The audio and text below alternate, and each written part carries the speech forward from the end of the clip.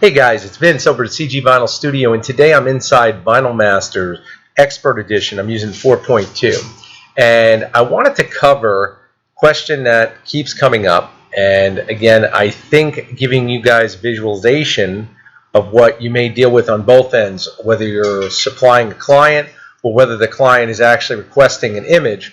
For the clients out there that are, this is something we deal with all the time. We were submitted this image. The client wants it in a specific size, and the image itself is not real clear. You can see if I zoom in here, all the jaggedness we have on the image itself. It's just poor quality overall. It could definitely be printed. I mean, that's not an issue, but the issue comes as far as clarity and, again, the quality of work you want to produce. We have certain clients that, and just like many of you, that will say, you know, we really don't care, we just want it produced. Okay. It's very difficult to explain what one will accept and one will not accept as far as what they consider a standard, okay? It's no different than a body shop, and I always go back to painting because it's the same thing. We are using our printers as a digital painter, and we want to give the best quality product regardless of what we're printing to the client, and I'm assuming many of you feel the same way. So when we get images like this, and again, if I zoom in, again, the image is defining exactly what you're dealing with. We just do not have a clear image here. So what I'll usually do is give the client an option. I'll say, well, which would you like done? If you want the image remastered, you've got to pay for that service. If you want me to just go over the image, you know, I can come over here to Mass Tools, and now we can come over here and remove the background. You can see what we're left with. We'll make sure that the background is fully removed. I'm going to come over here and place a background color of yellow so I can see exactly what the image looks like with the background removed. You can see we still have the white within inside the actual text. This is probably as clean as it's going to get. I'll expand this, and now what I'm going to do is I'm going to go over here to the smooth section, and I'm going to try to smooth out these lines as much as possible. And if you look carefully, right over here in this area, you can see it's smoothing out the lines. Now, as we hit this button numerous times, you will get a smoothing effect. The issue is that every time you do this, you are also going to lose some sharpness. So then you would have to come in and hit the sharpness tab. Now, of course, to keep this on a budget, because again, most of our clients don't want us to go in and do, you know, full remastering, because then you're always looking at a higher cost percentage. Many of you would deal with that as well. You really want to go in here and just go with what is acceptable to them. Again, the more frightening part of that is, let's say you get done and they say, hey, it looks good. Then you produce it, you laminate it, you've printed it, and now you're worried about, are they going to be happy with the final product's presentation, even though they said that it looks good. What we always do, and I find in best practice, just a recommendation, is to give them a picture of the finished product. Do a sample. Don't do necessarily a large sample. Do something small just to make sure it meets their criteria, because what's on your screen may not always come out and depict exactly what they are looking for. Okay, so right now we're good here. We've already removed the background. We've smoothed out the lines slightly. Again, we are looking to make sure that there's nothing else on this actual screen that looks out of place, and everything here does appear to be correct. So now what we're going to do is trace this. When I go to trace mode, you can see I'm left up here with an actual dark image on a white background, and here is where the actual white background is removed. You can see I can add smoothing, I can do corners. Again, VinylMaster allows for a lot of different adjustments. In this particular instance, I'm just going to bump up our smoothing slightly. I'll go to maybe 65, and we'll go with here with a trace. You can see right now it's going through and vectorizing it and giving us a nice trace to the image. And now we'll go accept, and we'll go accept again. And now we are left with that finalized image. And if we look closely, you can see it refined the lines slightly. They are not by any means perfect. It would take remastering to be perfect. You can even see a differential of color here. Now, will the end user see that? Of course, my printer will print it. Will he see it? Will he care? We don't know. Okay, now I'm going to discuss something that we get asked a lot about as well. Let's say we take this image and we give them a variable, the contour cutting. Do you want to deal with contour cutting in the sense that we are going to do a bleed cut, or do you want to do contour cutting where we're going to do more of a wide cut? So now I'm in the Create Cut Contour module, and you can see here what we've got. We've got a lot of different settings here that we can adjust. We could go build boxes, cutting grid. We can come over here and drop down to perf contour, cutting contour plus bleed. I'm going to show you exactly what, again, variations we give our clients. So the outline percentage you can't even really see right now. If I go to view mode, you can see where the outline is, and that's where everything would be cut. And in this particular instance, what you're seeing is that we are basically cutting very, very close to the edge, and that's why it's very difficult to see that. So I'm going to zoom back out, come back in, and just give us the image again. So what I'm going to do is I'm going to start bumping up the outline percent, and of course I can go outline percent or I can go outline in units. I prefer the percentage. Gives you a much finer adjustment. You can see we're starting to add white in the background. Okay, if we keep bumping that, it goes way big. If we go backwards, it goes way smaller. But overall, it's giving you a nice cut line. Okay, now what many times will happen is a client will say, well, you know, I want it to be as close to painted on as possible. And again, when I describe an actual bleed cut, what I'm discussing is the option to make it to where we're actually going to be cutting more or less on the edge of the text in this case, or the image. And it would actually have a black background so that when the cutter goes through, it's going to stay within the border of the actual text to give you more or less a painted on image. This image would not be painted on because of course we have all the white there. Okay, so what we want to do is zoom back out, and now what we'll do is we'll come in. I'm going to come as close as possible. We'll go right about there, maybe a little lower, right there, perfect. And now what we're going to do is select over here. We're going to go contour cut plus bleed, and of course it's selecting the bleed color. I can select any color I like. Of course we want to stay with black. And why I say stay with black in this particular instance, unless the client actually requests a different color, I'll stay with the color that's really going to make the image pop. And what we can see here is that if we zoom back in, I'm going to keep zooming in as much as possible. You can see very fine here, this line is now black. And that's letting you know where you're actually going to be cut.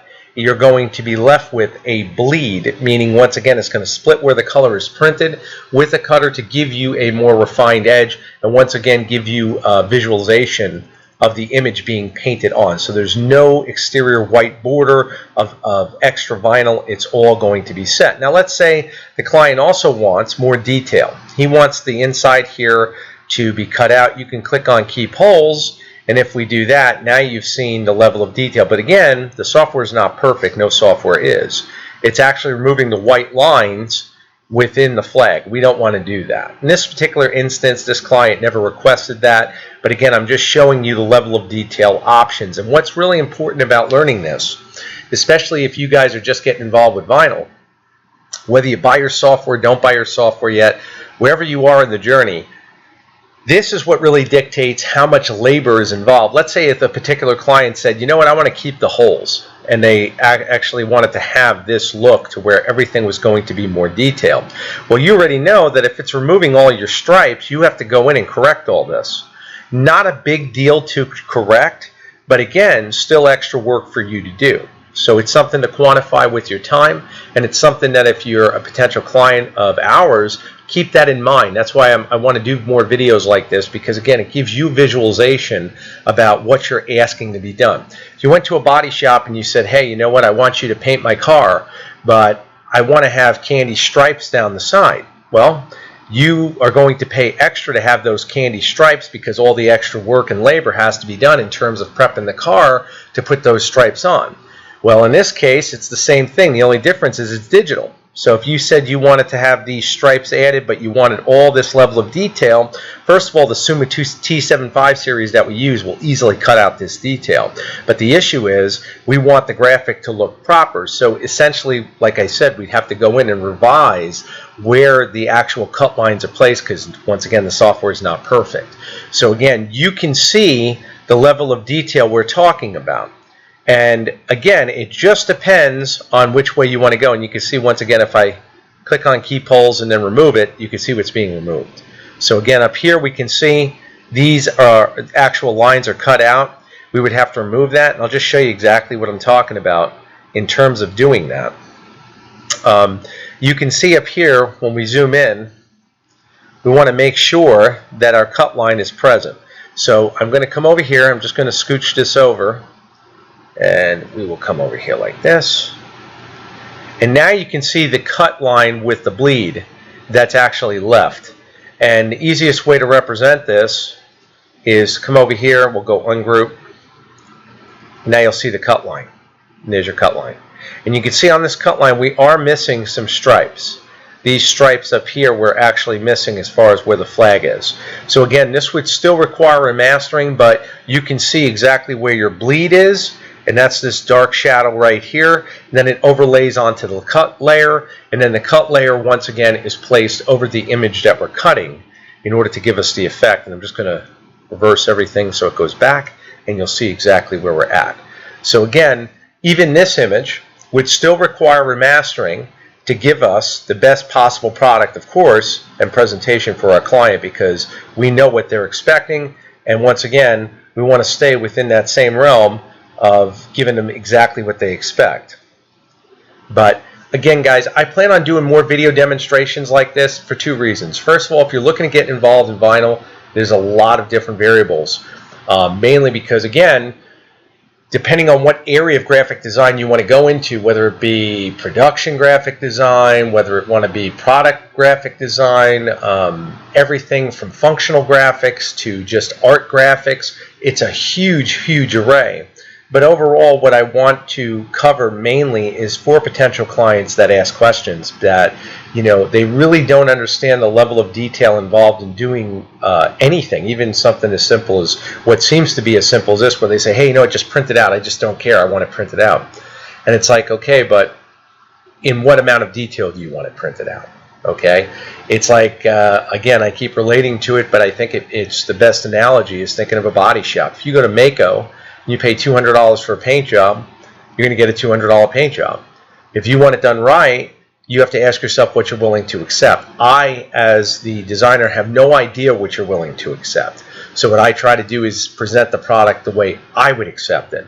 That may not necessarily be your minimum, you know, acceptance on that component. So these are things just to think about and to really show you the variables at what you're dealing with this. But again, it gives you a really good idea of just how detailed this can be. And you can see once again with the bleed cut and with the black shadow behind it, the level of detail added to this graphic, it totally changed it. And even if I had to add the cut lines to the stripe, you're probably looking at about another 30 minutes of tracing, minimal at least. And again, the pricing would have to reflect that. Even though the graphic may be small, we'll get a client that'll say, hey, can you make this? And in this particular instance, this graphic is 4.5 inches right now by 2.1 inches high. Let's say he only wants to go with a 3-inch graphic. Well, guess what? The tracing is still the same. So regardless of the work, once the tracing is done, then we can expand it and contract it. You know, it's no different than taping off a car. You want a different color, that's not a problem, but the work still has to be done in prep to get it to ready to that paint stage. No different than prepping your actual image to be printed and produced. So again, I hope that this video has been helpful.